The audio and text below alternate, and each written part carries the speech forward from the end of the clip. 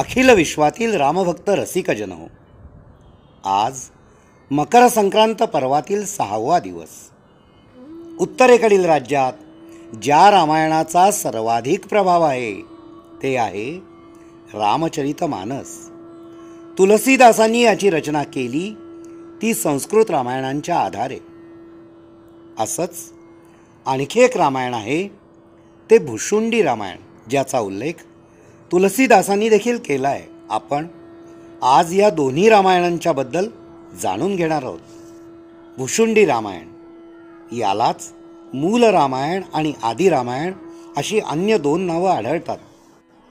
याचे 4 खंड असल्याचं मानलं जातं: पूर्व, पश्चिम, दक्षिण, उत्तर इत्यादी.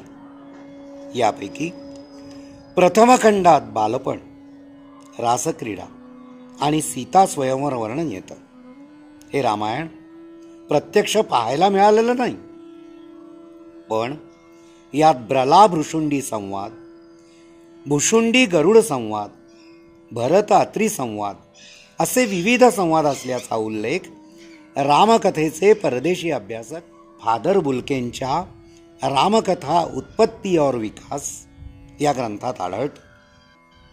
या रामायणामधील रामकथेवर कृष्णचरित्राचा प्रभाव जाणवतो, कारण यात रामाच्या बालपणीच रावण वेगवेगळ्या राक्षसांना पाठवून त्याचा नाश करण्याचा प्रयत्न करतो, म्हणून दशरथ त्याला गुप्तस्थानी पाठवून देतो.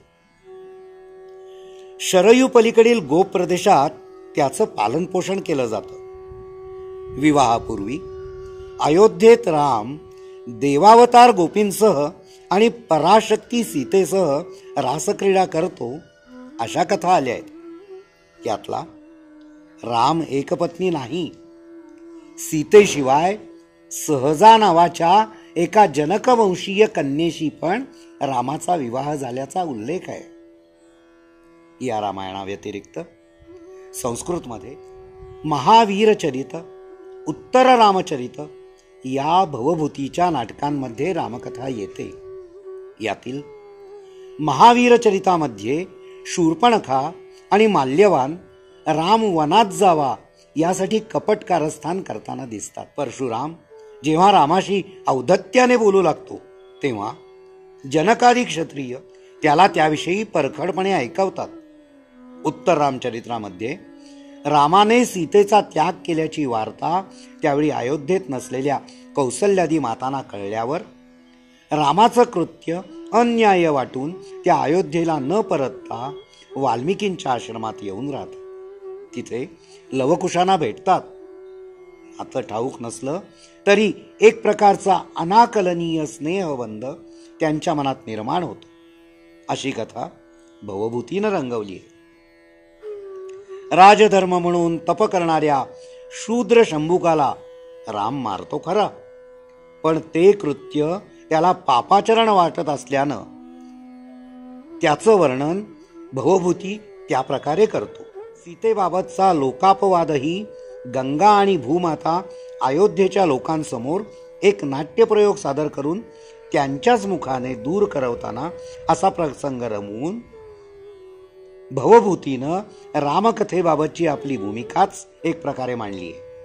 त्याची ही दोन्ही नाटकं त्या काळच्या समाज मानसात रामकथेबाबतचे जे पडसाद उमटलेले जाणवत असतील त्याचे चित्रण करणारी किंवा त्या पडसादांवरचे आपले मत मांडणारी आहेत असं जाणवतं. याशिवाय जयदेवाचं प्रसन्न राघव, मुरारीचं अनर्घ राघव अशी ही रामकथेवरील नाटकं निर्माण झालेली दिसतात. यात नद्यांचे मानवी रूपातील संवाद, इंद्रजालाचा वापर करून राम रावण युद्ध प्रसंग वर्णन करणं असे प्रकार आढळतात. राजशेखराच्या बालरामायणातही वेगळीच रामकथा आढळते. या सर्व संस्कृत रामकथांचं अनुसरण करणारी आणि प्रांतानुसार भाषानुसार काही वेगळे प्रसंग घालून लिहिलेली अन्य भाषिक रामायणेही पुष्कळच निर्माण झालीत. यात महत्त्वपूर्ण आणि आजही चर्चेत असलेलं भारतीय जनमानसात रुंजी घालणारं रामायण म्हणजे तुलसीदासांचं रामचरितमानस, जो हिंदी भाषेतला भूषणभूत ग्रंथ आहे. यात याचा प्रमुख आधार आहे अध्यात्म रामायण. अध्यात्म रामायणासारखी खूप वेगवेगळ्या प्रकारची स्तोत्र आणि उपदेश या रामायणात आढळतात. पण कथेत आनंद रामायणातले खूप प्रसंग येतात. आनंद रामायणात जसे रामसीता धनुर्भंग प्रसंगापूर्वी उद्यानात भेटलेले व परस्परांवर अनुरक्त झालेले दाखवले आहेत, तसेच ते तुलसीदासांनी इथेही दाखवले आहेत. आनंद रामायणात आणि प्रसन्न राघव नाटकात जसे सीता स्वयंवराचे सविस्तर वर्णन तसे रामचरितमानसातही आहे. तुलसीदासांना रामभक्ती समाजात रुजवायची असल्यामुळे भक्तीला पोषक असा अध्यात्म आणि आनंद रामायणातले सर्व प्रसंग त्यांनी घेतलेच, शिवाय काही प्रसंग पुराणांमधूनही घेतलेले दिसतात. आनंद आणि अध्यात्म दोन्ही ठिकाणी जो नाविक प्रसंग आलाय तो असा, गंगा पार करण्यासाठी राम नावेत चढण्यापूर्वी नाविक त्यांचे पाय धुतो आणि कारण सांगताना तो रामाला म्हणतो, तुझ्या पायाच्या धुळीनं शिळेचं रूपांतर स्त्रीमध्ये झालं असं मी ऐकलंय. माझी नाव तर शिलेहून मृदू असणाऱ्या लाकडाची. तिचं रूपांतर जर असं झालं तर मी काय करू? माझ्या उदरनिर्वाहाचं काय होईल? आणि नौकेची स्त्री झाली तर घरची स्त्री आणि ही या दोघींना मी कसं सांभाळू? यापैकी उदरनिर्वाहाचा विचार येतो तो अध्यात्म रामायणातल्या नाविक प्रसंगात आणि दुसरा विचार येतो तो आनंद रामायणात. तुलसीदासांनी हा केवट प्रसंग अत्यंत छान रंगवलाय. रसिक हो, भारतीय रामायणांचा सांगोपांग मागोवा आपण घेत उत्तरेपर्यंत पोहोचलो. आता यापुढील भागांमध्ये रामकुलाबद्दल आपण जाणून घेऊ आणि अखेरचा विशेष भाग तारीख 22 रोजी अवश्य ऐका. जय जय रघुवीर समर्थ. श्री रामचंद्र महाराज की जय.